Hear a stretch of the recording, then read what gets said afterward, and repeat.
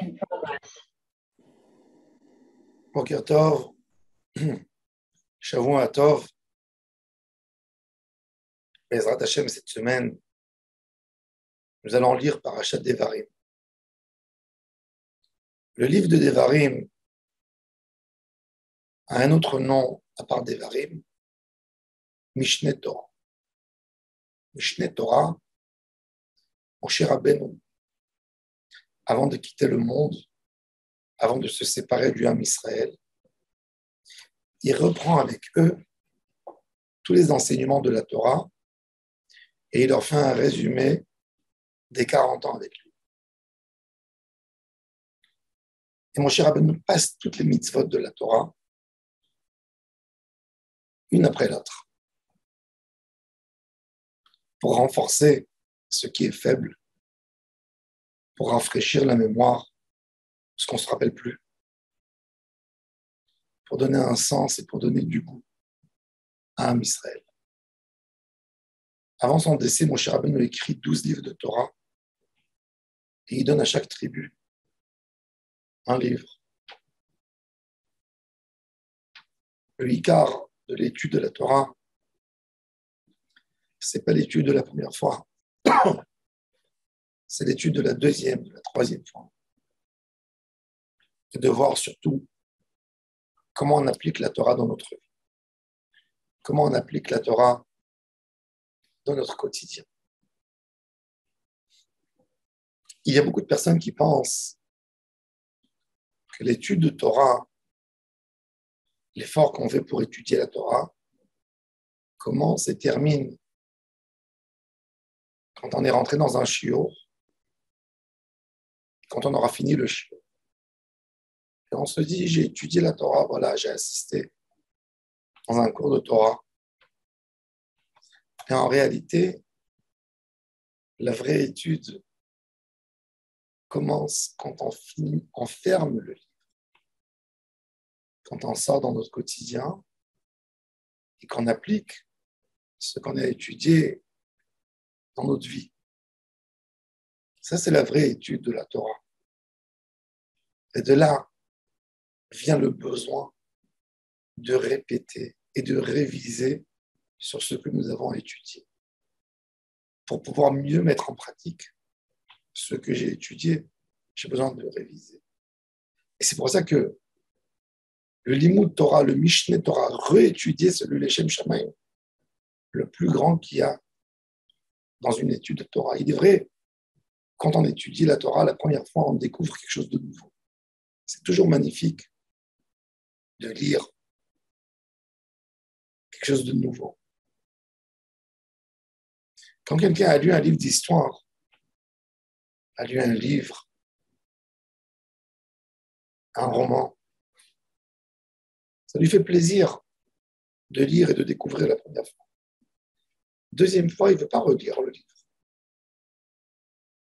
Mais quand c'est un guide pratique de tous les jours, on lit et on relit.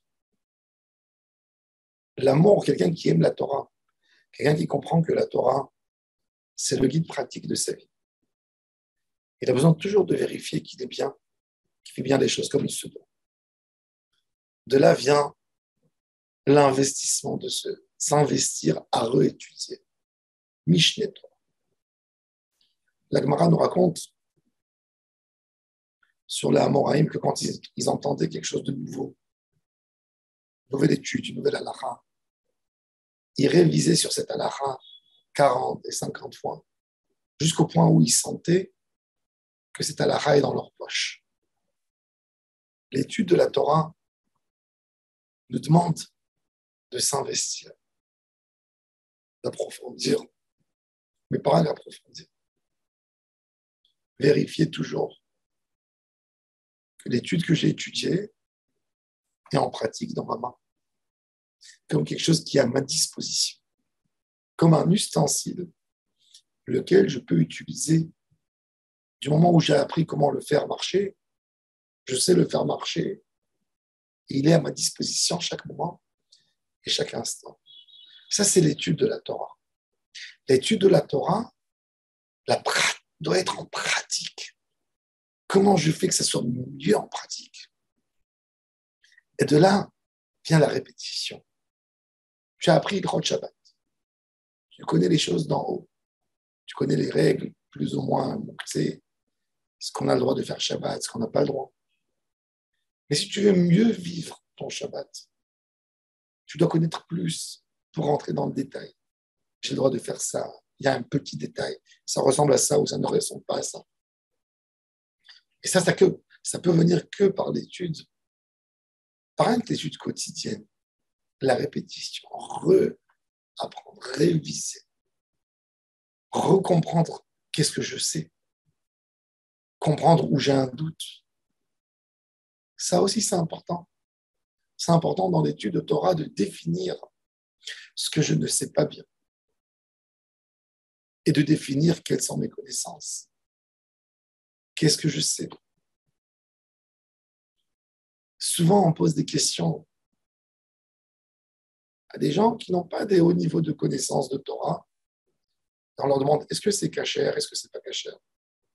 Il faut savoir que cette personne qui nous répond, il peut nous répondre qu'aux limites de sa connaissance. Un homme qui ne connaît pas trop de choses sur les règles de la cacheroute, par exemple, ne pourra jamais nous répondre sur des sujets compliqués. Il pourrait nous dire, il sait que pour lui, un animal kasher, c'est un animal égorgé. Mais il ne sait pas nous dire est-ce qu'il est taref ou pas taref, est-ce qu'il y a eu des problèmes. Il ne sait pas nous dire par rapport aux ustensiles qu'on a utilisés pour cuire. Pas nous dire par rapport au salage, pas nous dire tellement de choses. Et ça, c'est pareil dans ce domaine de cacheroute. C'est dans tous les domaines de la Torah. Plus on connaît, nos actions deviendront meilleures. Ne ressemble pas à une action de quelqu'un quand il fait la mitzvah, qui ne connaît pas les détails, à une action de quelqu'un qui connaît tous les détails. Et il rajoute ça, il fait ça mieux, l'heure, le moment, la manière. Et tout ça vient en approfondissant l'étude. Quand un homme révise et révise, la Torah, elle devient une partie intégrale de sa vie. Elle devient un chemin de vie. Réviser les paroles de Torah. Le Icar de la Torah qui fait un effet sur les Neshama, ce n'est pas la première étude. C'est la deuxième, la troisième, la quatrième. Et plus tu révises, plus tu te colles à la Torah, plus ça devient ton langage, plus ça devient une obligation.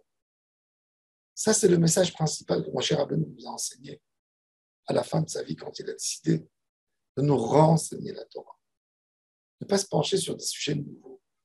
C'est de voir l'ancien que j'ai dans ma main, est-ce qu'il est bien attaché à moi. Ça, c'est l'idée principale de Mishneh Torah.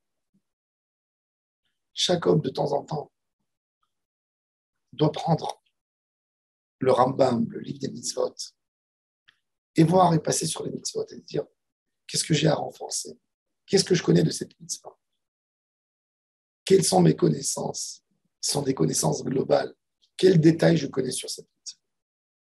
Et ça, c'est l'idée, c'est comme ça qu'on enrichit le savoir de la Torah. Alors qu'on se colle dans ce livre de Devarim, c'est l'occasion pour nous tous de rafraîchir la mémoire sur tout ce qu'on a appris dans Bereshit, Shemot, Vayikra, Bamidbar, de voir où nous sommes dans la pratique des mitzvot. Hashem Yizakenu, que la Torah soit posée dans nos cœurs et dans nos esprits toujours. Baruch Adonai Le'olam. Amen.